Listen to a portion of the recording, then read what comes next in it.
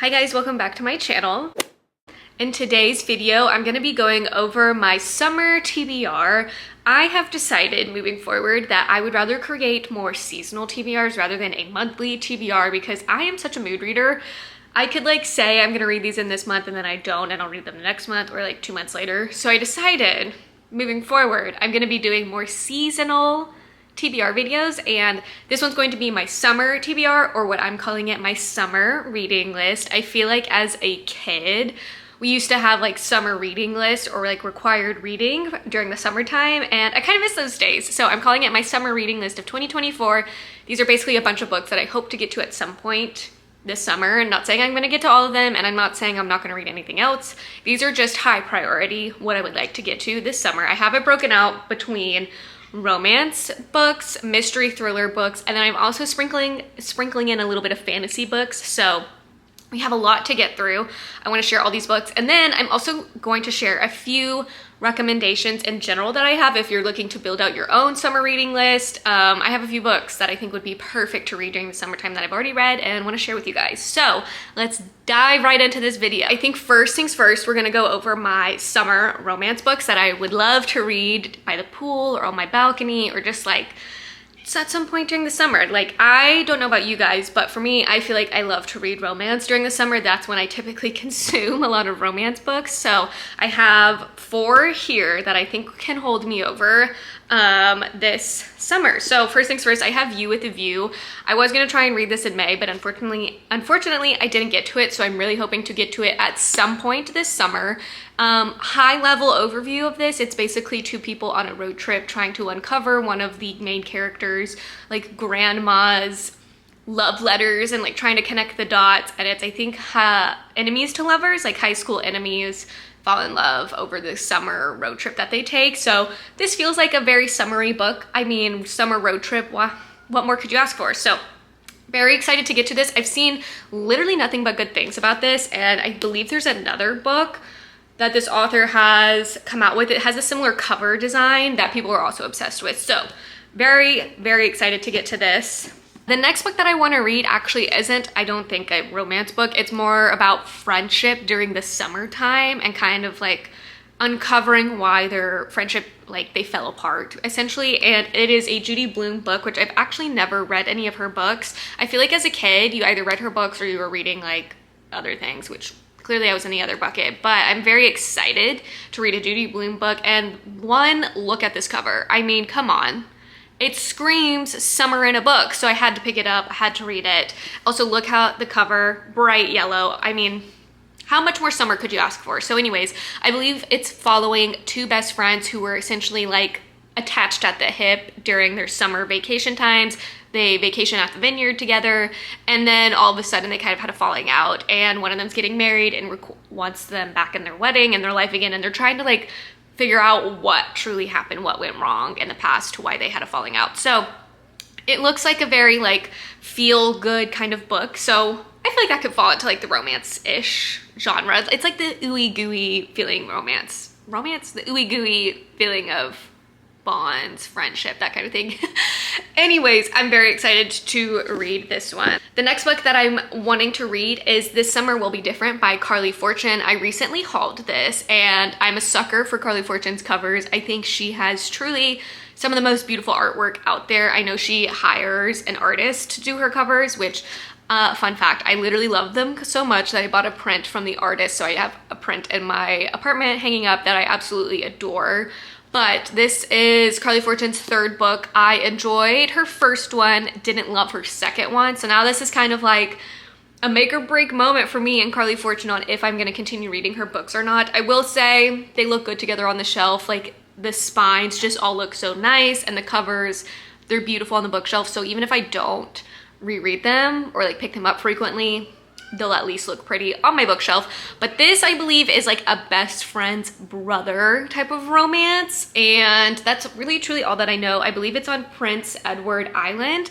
Carly Fortune has shared a lot of photos from Prince Edward Island, and I gotta say, it is the epitome of like coastal grandma vibes. So very curious to see how Carly, oh, thanks Hazel, thank you. I'm very curious to see how Carly captures that essence in the book, because one thing I will give her credit for is she can capture the scenery beautifully, and it just makes you feel like you're there, and it's like summertime. So very curious to see the vibes of this and if I will enjoy it or not. I think I'm gonna do a reading vlog as well, reading this in addition to You with a View. I think these two in a vlog will be really fun, so be on the lookout for that. Lastly, this one, I don't know if also it's like a romance book. Clearly I'm very bad at figuring out genres of books, but I'm thinking of reading this kind of at the end of summer and as we transition into fall. So it would still technically be kind of summer, but it is Magnolia Parks. This, for some reason, feels like a good fall book, so I think that's why I'm saving it towards the end of summer. But all I know is it's very toxic. It gives Gossip Girl energy, except they're set in London, I believe. So do with that what you will. I'm sure you guys have seen so many people talk about that, so I'm not going to go into too in depth of talking about it, but this is on my summer reading list, so we'll see if I get to it or not. So that kind of covers all of my romance fiction or like female fiction type of books, if you will. The next category that I have is mystery thriller books. Now I have only 2 here, could change. So the first one being is Riley Sager's The Only One Left. I hauled this recently, as you guys saw. Very excited to read this one. Every summer I've kind of made this little tradition of reading a Riley Sager book, so had to get his most recent one. I've seen a lot of people review it that they enjoyed this out of his most recent publishes, because I know there was a few misses in there, so people really enjoyed this one. I know he has another one coming out, I believe, at some point in the summer, so maybe I'll also read that one if I feel like it. But yeah, this one's on my radar. I literally know nothing about it, and the thing about me and thrillers is I love going in completely blind, so just know that one's on my radar. And then this next one is called 20 Years Later. One of my best friends actually sent me this book because she loved it and knew I had to read it. So I know nothing about this other than that my friend gave it a 5-star, and we typically have very similar thriller taste. So literally don't know. She's kind of chunky, but I feel like this could be a good like July, August read.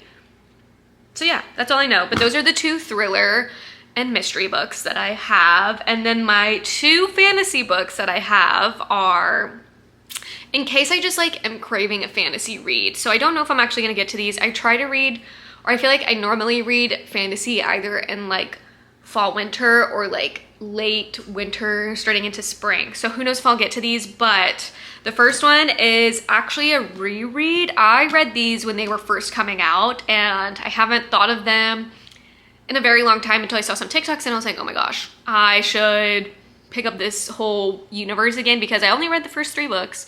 And I'm curious to see some of the other books in this like world. And that world or book is City of Bones. And one, I love the spines now. I think they're so cool when they're all stacked together. So this is a reread. I've read it literally when these books were coming out. So yes, there's some weird relationships in here. If you know, you know. But I'm curious to see, like, reading it now, what I think of it. So this would be a fun, I think, to do a vlog as well, a reread of this. But this is on my TBR in case I'm like looking for something that's not a mystery or romance.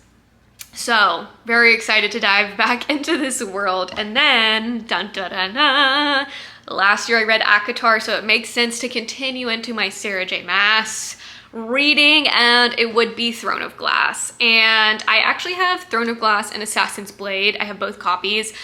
Personally think I'm gonna read Assassin's Blade first, just because it's a prequel. Why would I read that in the middle of this series? I think that's extremely odd, even though I know Sarah J. Maas has come out saying you should read it third. Sorry girl, I can't. But just for the sake of this whole series, I'm just gonna hold up my Throne of Glass copy. I don't know literally anything other than there's heartbreak and there's romance at some point, and you just are like shooketh at some of these books. There's a tandem read, which is crazy. I've never done a tandem read before, so it's daunting, I'm not gonna lie. It is like if I pick this up, I'm gonna have to pace myself, because with ACOTAR, I just like binged them all. I had to read them. Oh my gosh, sorry, there's like a hair stuck in my lip. I had to read them all like one after another. This one, I just like, this is a big series. There's a tandem read, so I'm trying to pace myself and not read them like all at once and ruin my like summer reading plans. So if I get to this, you'll know, because I'll probably make a whole video just focused on reading it for the first time. But that's my summer reading list. It's kind of a hodgepodge of things. I definitely have, I'm definitely leaving space for other books to like make their way onto my list. I do have a book club, so definitely will be reading those books in addition to these, and then maybe there will be some new releases that I'm not aware of, or like something that pops on my radar that I want to sneak in here as well. But that's my plans for this summer. So June, July, August, that's like what's on the docket for my reading list. Tell me books that you're hoping to get to read this summer down below in the comments. But now that I've shared my little reading list, I also want to share some recommendations with you guys on books that I think would be perfect to read during the summertime. Alrighty, this is now going to be my recommendations portions for your summer reading list. And the first 3 books that I'm going to recommend is a trilogy from Ellen Hildebrand. It's her, I think she just calls it Paradise trilogy group, but the first book is called Winter in Paradise. And Ellen Hildebrand, I feel like, does a great job of just making like these beach read books, like quite literally. Like, it's a great book that is set in a beach town or something, and it's great to read by the pool or at the beach or on vacation. And so I really recommend these 3 though, because it's a little trilogy set in, I think, the Virgin Islands or somewhere over there. And it's a rich family drama because a husband mysteriously dies and the wife has to go figure out what caused his death at their like vacation house. And it's just like a lot of mysteries you're unraveling throughout these 3 books. And there's also a little bit of romance and then some family dynamics as well. So I think these are just super easy, quick books to read in the summer, especially by the pool or on vacation, like I said. So highly recommend checking out these 3 books from Ellen Hildebrand. The next book that I would recommend is Nora Goes Off Script. I love this author. I think she does a great job of just writing quick romance books, like under like 250 pages. So truly, like, you could sit down and read it in an evening. That's how quick the book reads. If you could hear my cat, I'm so sorry. There's a bird on my balcony. But this writing was just super quick, easy. It's kind of like spring summer vibes, I believe, if I'm recalling correctly in the book. It's a mom with 2 kids, and she falls in love with this actor who is like who is acting in one of her scripts. Like, she wrote the film that they're producing at her house. So it is an interesting kind of like dynamics between the 2, because you have the responsible one and then the one who's like kind of been like unsure of their career and like their life, and then finally like they meet and it's just like chemistry out the wazoo. So love it. I think it's a great, quick, snappy romance to read. And then the next book that I'm going to recommend is The Roughest Draft. I've seen a lot of people compare this book to Beach Read, and that if you didn't like Beach Read, you might like The Roughest Draft more. It's set in the summertime in Florida, and these 2 authors are writing a book together. They've had a falling out, so it's been really awkward, and now their chemistry has basically come alive again because they're being forced to write this book together because they had a contract, I think, to write one more book. And it was fine for me. I gave it 3 stars, but I know a lot of people love it. So I would recommend it just because the vibes, I think, are quintessential summertime vibes, because it's set in Florida. You know when you say a word too many times, or like you say a word and then you start to second guess it? That just happened. So apologies for that. But I would recommend this book. If it is a bit longer, I think, but it is comparable to Beach Read. So if you didn't like Beach Read, I would check it out. If you did like Beach Read, would still check it out. And then obviously I need to recommend an Emily Henry book. I personally would recommend Happy Place, just because this has great friend dynamics. It's not just focused on our 2 main characters. There's a lot of things happening. And I think if you are post-grad and you're unsure of what's happening in your life and your friend dynamics and everything, this book hits hard, so I would recommend it. And it's, I mean, the cover's stunning. It's very much beachy, not beachy, but just like happy pool friend group energy. So I love Emily Henry's books. This is like my, I think, 3rd favorite book from her now, with funny story in the picture, but I loved it. Highly recommend it. I know I've mentioned that I like to read Riley Sager books during the summer, so I thought I'd recommend one to you guys in case you haven't read it, and that is Lock Every Door. I literally think about this book all the time when I think about thriller books, and particularly Riley Sager books.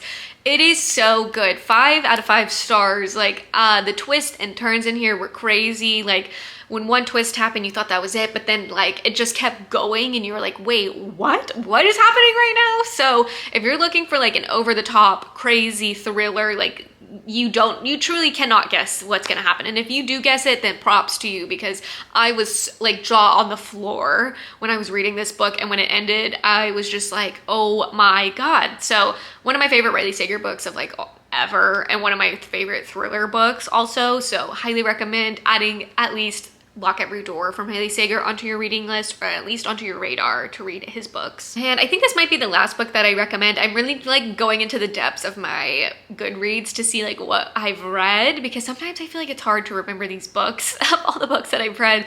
But if you're looking for a nice fiction book, so not necessarily romance and not necessarily thriller, then I would recommend Malibu Rising. It is in this kind of world that Taylor Jenkins Reid has set. However, you don't need to read, it's not a requirement to read her other books. You'll be able to pick up everything. There are some characters mentioned from her other novels, but it's not the end of the world. This book follows kind of like a surfer family in California, and how she becomes a famous model, cover model kind of thing, and the fallout from all of her family's dynamics. So it's kind of like rich people drama set in like Malibu, and I think the 80s or something, or maybe like 70s. I don't really know, or 90s. I don't really remember the time period, but I just remember thinking like, wow, this is kind of like fun California summer, relaxed, rich people drama, and the dynamics of like a family that's just so crazy. So I would recommend checking it out. It's a pretty popular book for a reason. I also love the cover. I think it is one of Taylor Jenkins Reid's best covers, in my opinion. Alrighty guys, that's gonna be it for today's video. That's my summer reading list and some book recommendations for you guys. Definitely let me know down below in the comments what your summer TBR looks like and what you're hoping to read this summer. Or if you have any more book recommendations for me, I love getting book recommendations. Also, if you've read any of the books that I've recommended or on my TBR, let me know your thoughts on them, and I'll see you in my next video. Make sure to like, comment, and subscribe. Bye guys.